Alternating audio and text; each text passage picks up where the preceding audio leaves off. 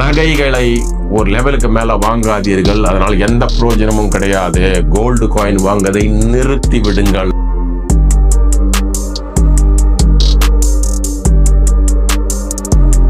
GST இல்லாமலே நீங்கள் தங்கத்துல முதலீடு பண்ணலாம்.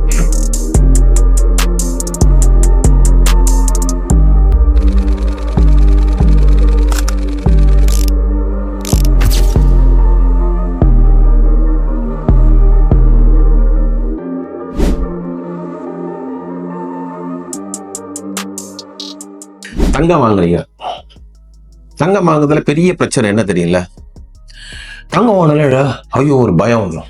என்ன சார், செய்கூலி, சேதாரம், ஜிஎஸ்டி ரேட்டு, இதெல்லாம் ஒரே பிரச்சனை சார். தங்கம் வாங்குறதுல நித்தி இல்லாமான்னு பார்க்குறேன், இவ்வளோ ரோதனை இருக்கு சார் அப்படின்னு. கரெக்டு தான், இல்லை பிரச்சனை தான். சரி, நான் ஒரு ஐடியா உங்களுக்கு சொல்லித்தரேன். செய்கூலி இல்லை, சேதாரம் இல்லை, ஜிஎஸ்டியும் இல்லை. எப்படி சூப்பர் ஐடியா இல்ல?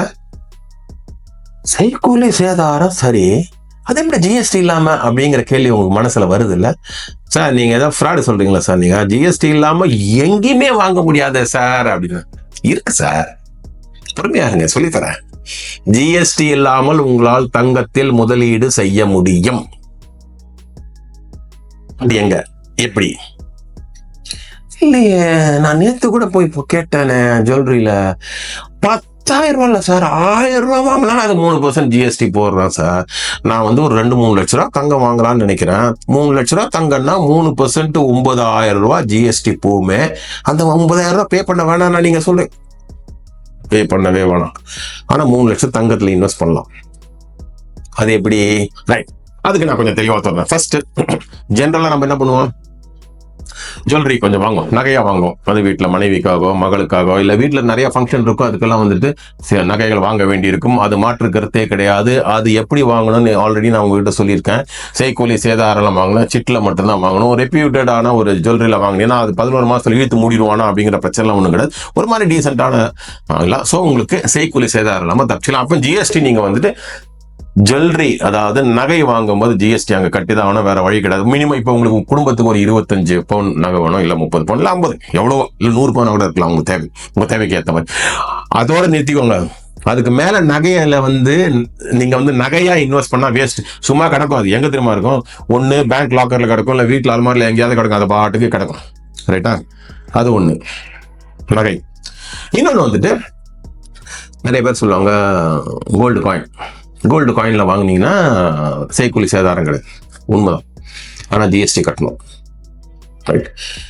அதில் என்ன அட்வான்டேஜ்னா, நகையை நீங்கள் கொண்டு போய் கொடுத்தா பணமாக கிடைக்கும். ரைட்டு. ஆனால் அந்த கோல்டு காயினை நகையை மாற்றணும்னா அப்போ செய்கூலி சேதாரம் கொடுக்கணும்ல. அதனால கோல்டு காயினை வேஸ்ட். நகையா மாற்ற வேணும் என்றால் நீங்க மறுபடியும் செய்கூலி சேதாரம் கொடுக்க வேண்டிய ஒரு சூழல் வந்துச்சுன்னா அந்த இன்வெஸ்ட்மெண்ட் எதுக்குங்க வேஸ்ட்? Gold coin. அப்ப என்ன அடுத்தது என்னன்னா, உங்களுக்கு நகை எவ்வளவு குடும்பத்துக்கு வேணுமோ அந்த அளவுக்கு வாங்கிட்டீங்க. அடுத்தது உங்களுக்கு வேண்டியது, சார் நான் தங்கத்துல இன்வெஸ்ட் பண்ணணும் சார். தங்கத்தோட விலை ஏறுது, சந்தேகமே கிடையாது. எனக்கு தெரிஞ்சு கோல்டு காயின் தான் சார் நல்லா இருக்கு. எனக்கு நிறைய பேர் சஜஸ்ட் பண்ணாங்க. பக்கத்து வீட்டில் வாங்கியிருக்காங்க கோல்டு, இந்த வீட்டில் வாங்கியிருக்காங்க போது, தங்கச்சி வாங்கிருக்காங்க, மச்சான் வாங்கிருக்காங்க, எல்லாம் கோல்டு காயின் வச்சிருக்காங்க சார். நான் மட்டும் கோல்டு காயின் ஏன் சார் வாங்கக்கூடாது? அதுல என்ன எனக்கு ஒன்றும் பெரிய விஷயம் தப்பாவும் தெரியல. அது ஒன்றும் முட்டாள்தனமாவோ இல்லை புத்திசாலித்தனமாக தான் சார் எனக்கு படுது. ஏன்னா நிறைய பேர் வாங்கி வச்சிருக்காங்க. அத்தனை பேரும் தப்பு பண்ணுவாங்கன்னு நீங்க சொல்றீங்களா அப்படின்னா, தப்பு சரின்றதெல்லாம் ஒரு ஓரமா வைங்க. புத்திசாலித்தனமான முடிவு. அதாவது இப்போ நீங்க ஒரு 5 லட்சம் ரூபாய்க்கு நகையை வாங்குறீங்கன்னு வச்சுக்கோங்களேன். அந்த 5 லட்சம் ரூபாய்க்கு தங்கம் உங்க கையில வரணுமா இல்லையா? லாஜிக்கான கேள்வி. கரெக்டா? 5 லட்சத்துக்கு நகை வருதா? இல்லை. நீங்க 5 லட்சத்துக்கு நீங்க ஜிஎஸ்டி கட்டினீங்கன்னா 15,000, 3%. கரெக்டா? அப்போ 5,15,000 ரூபாய் நீங்க கட்டிட்டு உங்களுக்கு நகை வருவது 5 லட்சம் தான். 15,000 ஸ்ட்ரைட்டா போச்சா? நஷ்டம் தானே அது. அந்த நஷ்டம் உங்க மனசுல ஏன் ஏற மாட்டேங்குது சார்? அதுக்கு என்ன சார் பண்றது? ஜிஎஸ்டி கட்டி தான் ஆகணும். இப்ப நம்ம கடையில போய் வாங்குறோம், சேல்ஸ் டாக்ஸ் இல்ல ஜிஎஸ்டி போடுறோம் சார். சோப்புக்கு வாங்க, சின்ன விஷயம் சார். சோப்புக்கு வரணும் சார், 20 ரூபா பிளஸ் 2 ரூபா அப்படின்னு சொல்லி போட்டு தான் டாக்ஸ் போட்டு தான் சார் கட்டும். அது கட்டி தானே சார். அதை எப்படி சார் அவாய்ட் பண்ண முடியும் அப்படின்னு கேட்டா, அவாய்ட் பண்றதுக்கு ஒரு வழி இருக்கு, கவலைப்படாதீங்க. அப்ப நீங்க நினைக்கலாம் உடனே, சார் நீங்க ஏதோ இல்லீகலா சொல்றீங்க, இல்ல ஃப்ராட் ஏதோ பண்ணல மாதிரி சொல்றீங்களா சார்? சட்டத்துக்கு புறம்பானது ஏதோ சொல்ற மாதிரி ஒரு தோணல் வருது. நான் சட்டத்துக்கு புறம்பா நான் எதுவுமே சொல்ல மாட்டேன் சார். சட்டத்துக்கு புறம்பா சொன்னேன்னு வச்சுக்கோ, ஃபர்ஸ்ட் நான் மாட்டிப்பேன். அதுக்கு நான் தயாராகவே இல்லை. சட்டத்துக்கு உட்பட்டு, இந்திய சட்டத்துக்கு உட்பட்டு, நாமெல்லாம் இந்தியன்ஸ், அதனால இந்தியாவோட சட்டத்துக்கு உட்பட்டு ஜிஎஸ்டி இல்லாமலே நீங்க தங்கத்துல முதலீடு பண்ணலாம். அதாவது நகையை வாங்கிட்டீங்க, அதுக்கப்புறம் கொஞ்சம் பணத்துல வந்துடுங்க சார், நகையை வாங்க வேணாம்னு சொல்றீங்க, அப்ப தங்கத்துல முதலீடு பண்ணணும். அதை நான் காயின் தான் சார் நான் சஜஸ்ட் பண்றேன் நீங்க சொல்றீங்க. நான் என்ன சொல்றேன்னா, காயின்ல பண்ணாதீங்க, கிட்டத்தட்ட அதோட ஈக்குவலன்ட் கொஞ்சம் பெட்டர்னு கூட நான் சொல்லுவேன். பண்ணுங்க, நஷ்டம் இல்லாதது. காயினோட என்னென்ன லாபம் இருக்கு, எல்லா லாபமும் இதுல இருக்கு. ஆனா காயின்ல இருக்கிற நஷ்டம் இதுல கிடையாது. பயங்கர அட்வான்டேஜ் இல்லாத. அப்படியா? யாருமே எங்கிட்ட சொல்லலையே சார் அப்படின்னு. அதுக்காக நான் சொல்றேன். ஓகேங்களா? என்ன தெரியுங்களா, நேஷனல் ஸ்டாக் எக்ஸ்சேஞ்ச் இல்ல பாம்பே ஸ்டாக் எக்ஸ்சேஞ்ச், இந்த இடத்துல கோல்டு பீஸ், அதாவது மார்க்கெட்ல தங்கத்தை நீங்க போய் ஆன்லைன்ல வாங்கலாம். 5 லட்சம்னா 5 லட்சம், 4 லட்சம்னா 4 லட்சம், 3, 2, 1, 1000 ரூபா கூட வாங்கலாம், 1 கிராம் கூட வாங்கலாம், 0.01 கிராம் கூட வாங்கலாம். அதாவது இன்னைக்கு 900, 24 கேரட் தான் வாங்க முடியும். ஆனா 9000 ரூபா 10 கிராம், 1 கிராமுக்கு. ஸோ 0.01 90 ரூபா கூட நீங்க வாங்கலாம். போதுங்களா? இதோட சௌகரியம் வேற என்ன வேணும்? ஆன்லைன்ல போயிட்டு நீங்க ஆர்டர் பிளேஸ் பண்ணீங்கன்னா, இன்னைக்கு மார்க்கெட் ரேட்ல எவ்வளவு தங்கம் வேணும்? 5 லட்ச ரூபா வாங்கினா 5 லட்சம் ரூபா அப்படியே லட்டு மாதிரி இவ்வளவு கிராம் அப்படின்னு உங்க அக்கௌண்ட்ல வந்துடும்.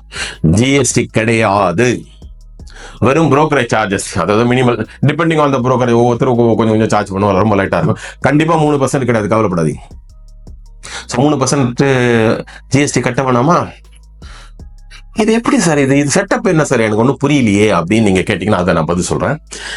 நீங்க ஆன்லைன்ல போயிட்டு இந்த தங்கத்தை வாங்கினீர்கள் என்றால், இந்த தங்கம் அதனுடைய விலை, மார்க்கெட் விலை ஏறுற மாதிரி இதுவும் அப்படியே ஏறிக்கிட்டே இருக்கும்.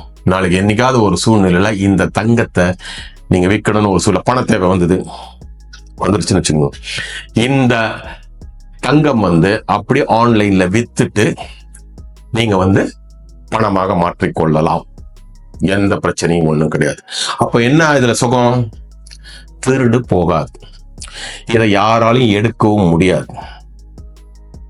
ஸோ பேங்க் லாக்கர்ல கொண்டு போய் வைக்கணும், அங்கே போய் இங்கே போய் எந்த பிரச்சனையும் கிடையாது. அழகா லட்டு மாதிரி போனோமா, ஜிஎஸ்டி கிடையாது, ஒன்றும் கிடையாது. அந்த பணத்தை லட்டு மாதிரி இடத்துல உங்களுக்கு எப்படி வேணா செலவுக்கு நீங்க யூஸ் பண்ணிக்கலாம்.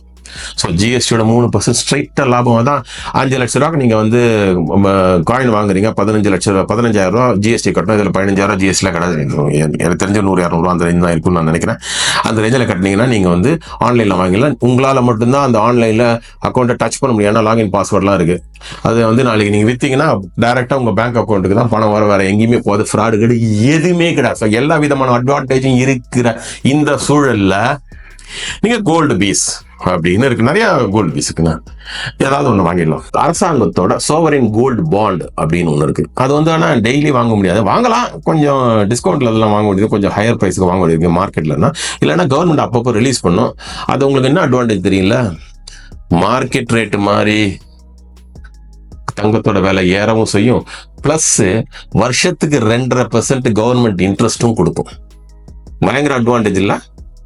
ஸோ தங்கத்துக்கு தங்கமும் கிடைக்கும், வட்டிக்கு வட்டியும் கிடைக்கணும். இதை விட சுகம் வேற என்ன சார் உங்களுக்கு வேணும்?